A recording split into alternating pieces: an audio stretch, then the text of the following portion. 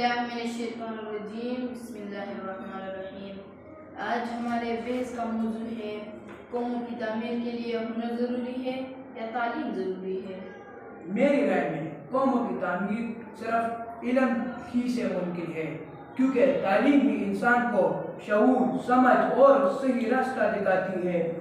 ایک پڑھا لکھا انسان اپنے عقل اور دانش سے نہ صرف اپنے آپ کو بہتر بناتا ہے بلکہ اپنے قوم کی ترقی میں بھی حصہ لیتا ہے۔ میں تمہارے بات سے متفق نہیں ہوں۔ صرف تعلیم نہیں بلکہ ہنر ہی قوموں کو مضبوط بناتا ہے۔ اگر انسان کے پاس علم ہو مگر عمل اور ہنر نہ ہو تو وہ علم کسی کام کا نہیں ہے۔ ہنر ہی ملک کی معیشت کو مضبوط بناتا ہے۔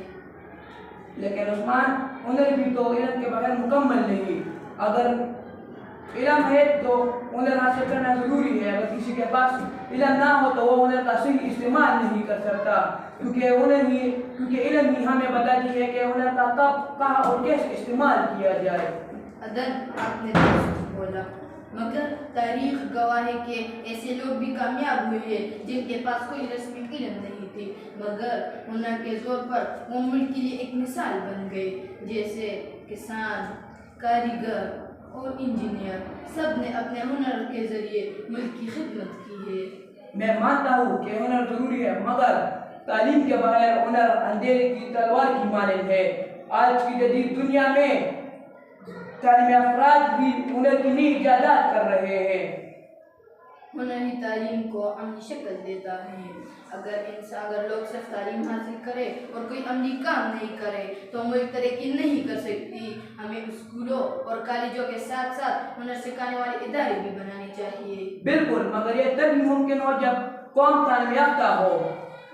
تعلیم ہی وہ بنیاد ہے جس پر ہنر کی عمارت کھڑی ہوئی ہے۔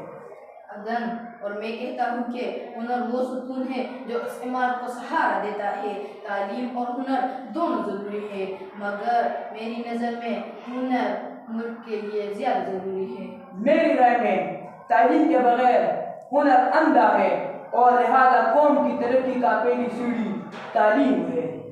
دراصل قوم کی تعمیر کے لیے علم اور ہنر دونوں ضروری ہیں۔ شکریہ۔